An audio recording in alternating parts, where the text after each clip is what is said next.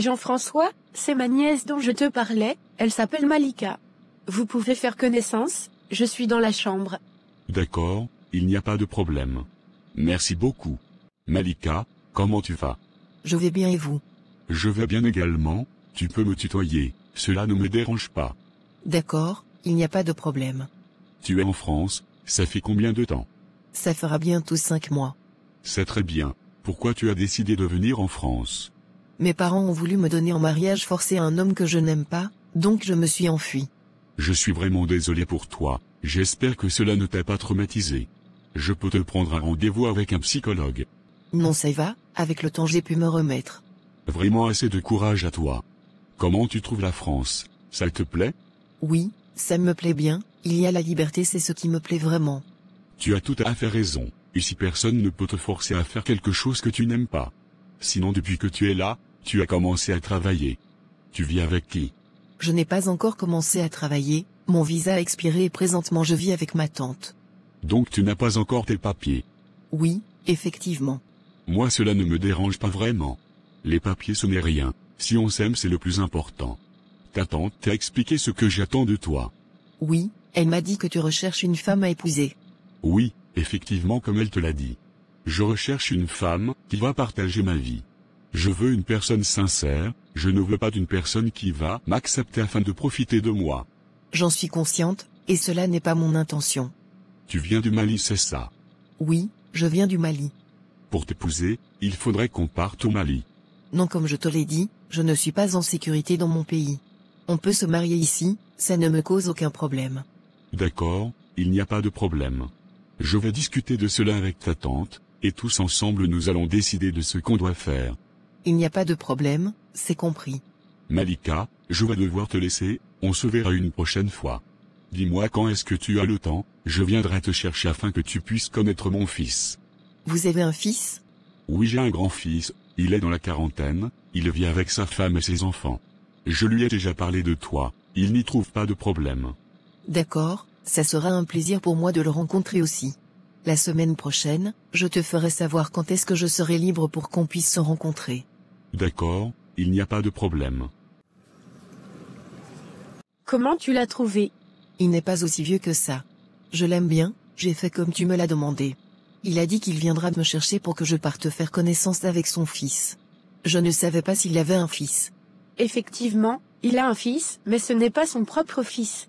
C'est son fils adoptif, il est congolais d'origine. Je pense d'ailleurs qu'il est marié et il a des enfants. Mais ne t'inquiète pas pour cela, ce n'est pas un problème. C'est compris, tonti. J'ai un ami de longue date qui est médecin, j'ai parlé avec lui, il peut mettre fin à la grossesse. Ce n'est pas vraiment légal, mais je l'ai supplié et il a décidé de le faire pour moi. Merci beaucoup, tanti, ça me fera énormément plaisir. Je ne veux pas vraiment de cette grossesse. Quand est-ce qu'il sera disponible pour faire cela? Tu m'as dit que ton mari part bientôt à Bamako. Oui, il part la semaine prochaine à Bamako. D'accord, on va profiter de son absence pour faire certaines choses. Monsieur Jean-François est décidé à t'épouser. Pour le moment ça sera compliqué, vu que tu es déjà marié, il va falloir d'abord divorcer. Lorsque tu demanderas le divorce, tu pourras aménager avec Jean-François, en attendant que le divorce soit prononcé et que tu puisses te marier avec lui. Ça ne sera pas aussi compliqué que ça? Non, pas du tout, ne t'inquiète pas, je maîtrise la situation. J'ai déjà réfléchi à tout. C'est compris, tanti, il n'y a pas de problème. Tu le vois assez simple comme ça. Il a beaucoup d'argent, quand je te dis beaucoup c'est vraiment beaucoup d'argent. Avec le temps, toi-même tu verras. Dans cette vie, il faut savoir saisir les opportunités. Tu as raison, tanti. Il m'a fait part d'une autre chose, il m'a dit si tu enlevais ton voile, ça lui fera beaucoup plaisir, parce que le voile cache ta beauté. Depuis toute petite, je porte le voile, je ne l'ai jamais enlevé. Je le porte par principe religieux. Ma fille, tu sais beaucoup d'occidentaux ne croient pas trop en ces choses. Je préférais que tu l'enlèves s'il te plaît. C'est compris, tanti, je vais y réfléchir. Ça sera vraiment mieux. Bientôt Saïdou rentre du boulot, il faut que je parte à la maison. D'accord, on fait comme on l'a dit. Il ne faut éveiller aucun soupçon. C'est compris, tanti. J'ai rencontré aujourd'hui la demoiselle. C'est une belle jeune dame, elle est malienne. Elle s'appelle Malika. Malika, c'est son prénom? Oui, elle s'appelle Malika, c'est la nièce de Tanti Aïssatou. Elle vit avec elle vient d'arriver du Mali, il n'y a pas longtemps. Elle a fui un mariage forcé, son histoire m'a énormément touché. Elle a peur d'y retourner pour ne pas perdre sa vie. Malika, c'est un peu bizarre ça. Tu connais mon ami Saïdou? Oui, le jeune Malien qui venait souvent avec toi à la maison. Sa femme s'appelle Malika, elle vient aussi d'arriver nouvellement. Sûrement les deux portent le même prénom, celle dont je vais épouser, elle a fui un mariage forcé, c'est sa tante qui l'a aidé à venir en France. Tu as raison, sûrement c'est deux personnes différentes. Tu as sa photo? Non mais ne t'inquiète pas, la semaine prochaine vous allez vous rencontrer. Je lui ai parlé de toi, et elle veut te rencontrer. Il n'y a pas de problème, ça sera un plaisir de la rencontrer aussi. D'accord, j'ai vu les documents que tu m'as envoyés pour l'achat de la maison. Tu ne touches pas assez comme salaire à la fin du mois, aucune banque ne peut te prêter cette somme pour acheter cette maison. J'en suis bien conscient, tu as beaucoup d'argent, tu peux m'en prêter pour que j'achète cette maison. Trésor, tu n'as jamais voulu me comprendre dans cette vie. Tout mon rêve c'était que tu fasses de longues études, et que tu aies une bonne carrière comme moi. Tu n'as jamais voulu suivre la voie que je te montrais. Tu as toujours voulu suivre ta propre voie. Aujourd'hui, tu te rends compte de la mauvaise voie que tu as prise. Papa, nous avons déjà parlé de cela maintes fois, je ne veux plus en parler. Tout ce que je veux, c'est que tu m'aides à acheter cette maison, tu as beaucoup d'argent, tu peux le faire. C'est vrai que je peux le faire, la question est que pourquoi je dois le faire. Tu dois le faire parce que tu es mon père, si je n'arrive pas à joindre les deux bouts aujourd'hui, c'est de ta faute. Tu n'as jamais été là pour moi, tu passais tout le temps à travailler, tout ce que tu sais faire c'est de me donner des ordres. Je t'ai tout donné dans cette vie, tu avais une nounou, une servante qui s'occupait de toi, tu ne manquais de rien. Tu n'as pas voulu continuer les études, est-ce que c'est de ma faute? C'est de ta faute, qu'est-ce que tu as fait pour corriger cela? D'ailleurs, tu n'étais jamais présent. Aujourd'hui, tu veux te marier pour léguer tous tes biens à cette demoiselle. Tu crois qu'elle a accepté de t'épouser pour quelle raison? Ce n'est pas parce qu'elle t'aime, c'est parce que tu as beaucoup d'argent, et pour les papiers. Une fois qu'elle obtiendra ce qu'elle veut de toi, elle va te laisser tomber. Pense vraiment à cela, papa. Si c'est Aïssatou qui nous a mis en contact, alors je suis sûr que c'est une bonne personne. Mais j'ai compris, je resterai vigilant et je ferai attention.